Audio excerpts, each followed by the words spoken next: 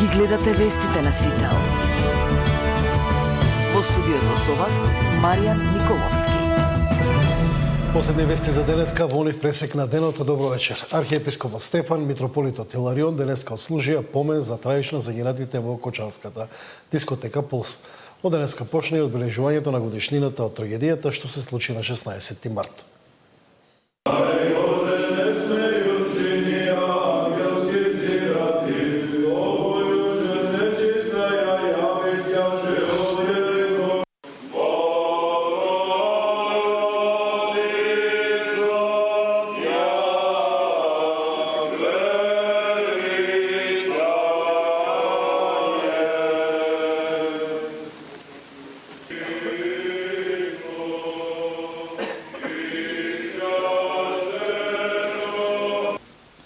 За нив, за чистите по срце, смртта не е смрт, туку премин од времето во вечноста, премин од минливиот свет во светот на незаодната Божја светлина. И треба да сме благодарни што ни беа дадени, како и ние што сме им биле дадени на нашите родители. Затоа и разбирливо е што ниту времето не ја намалува и не ја отстранува тагата од ненадомесливата загуба.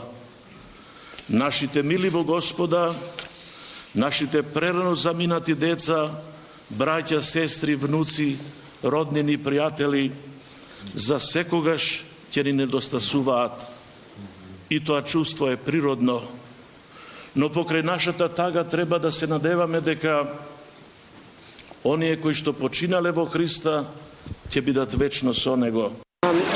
Почини, немам зборови, не сите тоа ќе кажат, сите жители, чувствуваме болката наша е голема, со нивните родители, заедно, чувствуваме жал за нашите деца млади што погинаат, тоа се голем број, што никога што да не се повтори не во Кочани, во светот.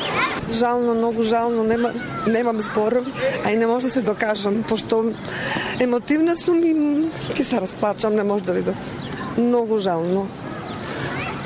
Како функционира и градот и вие и вашите сограѓани последна година? Како да функционираме, сине? Скоро речи преку една фамилија, ако не е најблисок, роднина е. Кој да не се десе во Македонија така. Никој не може да го поделе, разбираш, сочувство со нив креват. Толку млади луѓе да умрат и да загинат, колку па и тие што се живи, си го мразат животот, више не може да бидат нормално. Ово е трагедија. А во Скопје е голема конференција. Премиерот, министри и лекари зборуваа за трагичните последици.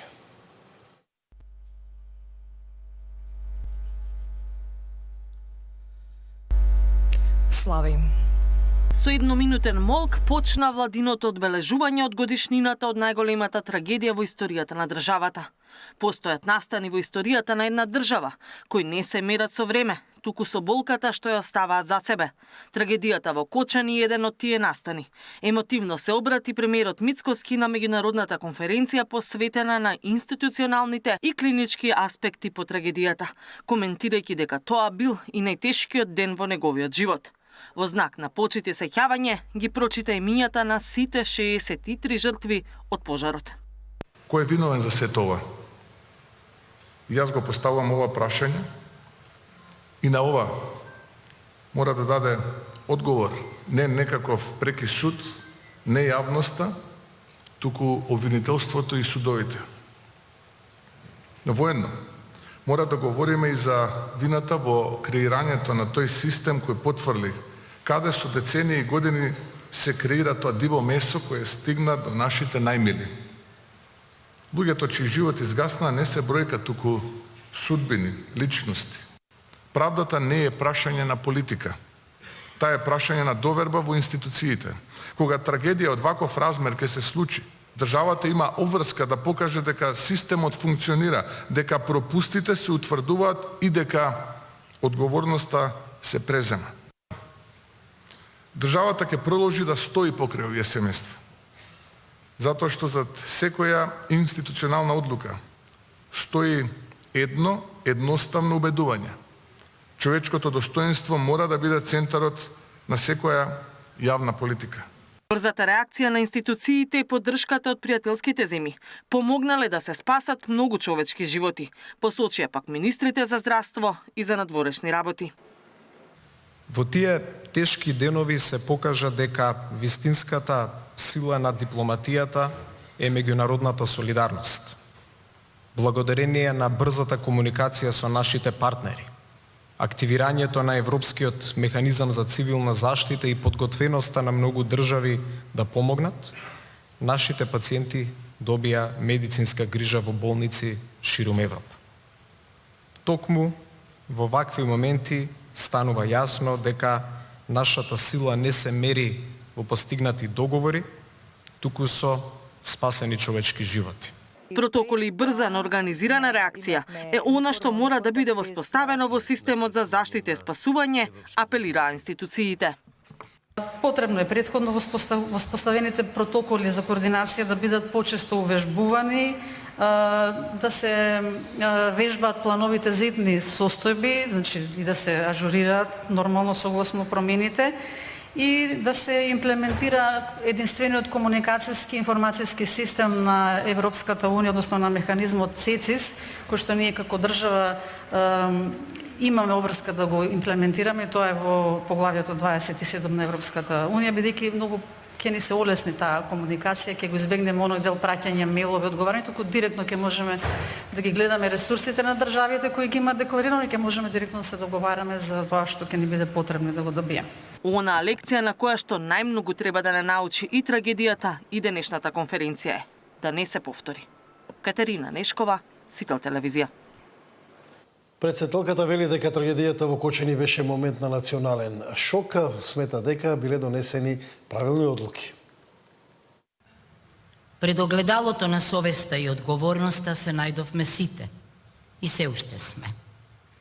До крајот на животот ќе ја помнам сликата од утрото по трагедијата.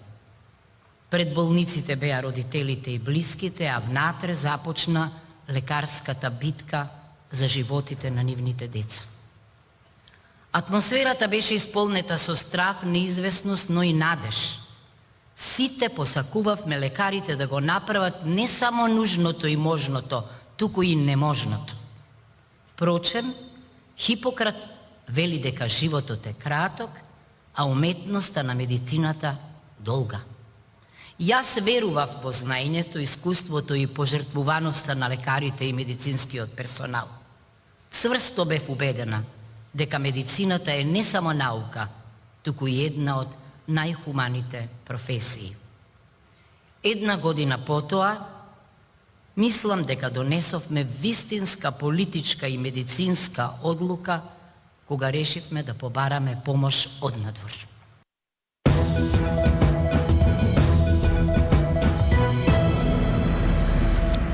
Синдикатот денеска на протести во Скопје подсетија на барањата од 600 евра минимална плата. Минималец од 600 евра и линарно зголемување на сите останати плати за 100 евра. Ова се барањата на синдикатот, кој повторно излезе на улица да ги пренесе пораките од работниците. Прво пред пратениците. Овде сте дека народот ве избра, истиот на кој одбивте да им ги зголемите платите. Овие внатре, најголемиот дел од нив, се против вашите плати.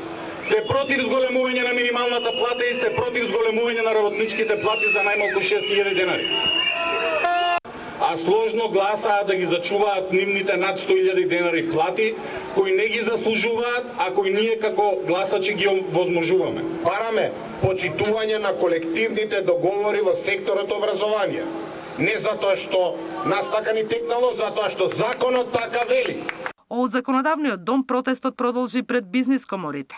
Оние кои одбиваат да ги зголемат работничките плати и кои дозволија масовно иселување на младите. Оние кои се луксузираат на грбот на работниците, порача од синдикатот.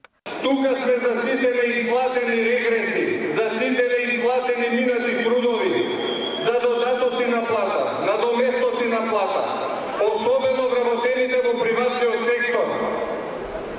Крвта ни е изпија со памукче и сење малку. Нема држава без работници. Ако се фалите дека сме трета или четврта економија, покачете ги платите. Ако има за вас, ќе има и за нас. Ако не, достави и заминете си вие од тука. Последната дестинација беше владата. На министрите и функционерите им порача: не ги сакаме вашите фотели и функции, сакаме достоинствени плати. Денеска сме тука и за работниците кои беа заплашени, на кои им се заканувавте да не дојдат да протестираат за зголемување на плата. Да не лажат дека ако се зголеми минимална плата, ќе се зголеми инфлацијата. Ако земеме ние повисоки плати, ќе има пари стопанството, ќе има пари државата, ќе има пари пензионскиот фонд, ќе имаат пари пензионерите. Ќе ви ветиме едно, а тоа е: утре, ако ја зголемите минималната плата на 600 евра, ги зголемите платите на сите работници за најмалку 6000 денари, нема да не гледате веќе, нема да ви бидеме трн во нога и нема да се нервирате поради работниците. Воспротивно, ви ветуваме уште пожестока борба, уште похрабри работници, уште повеќе протести, уште повеќе штрајкови, се до зголемување на работничките плати. Законското согласување на минималната плата за 1667 денари за ССМ е неприфатливо. Ако не се зголемат платите, останува 24 часовниот генерален штрајк, кој ќе го опфати и приватниот сектор. Наташа Мерсовска, Сител телевизија. Денешниот протест само покажа дека е само една заедничка парада на СДС и ССМ, со која ги лажат работниците дека се залагаат за повисоки плати, реагираше владеачката ВМРО ДПМН. По текот на денешниот протест, низ улиците се гледаа лица со промотивен материјал и обележје на СДС, лица кои носат мајци со напис СДС. Ова е само доказ за нашите пресови во кои информиравме дека ова не е борба за работнички права на синдикатот. Пресови во кои укажувавме дека ова е организирана активност на СДС и ССМ под превезот дека бараат повисоки плати, стои во реакцијата на ВМРО ДПМН.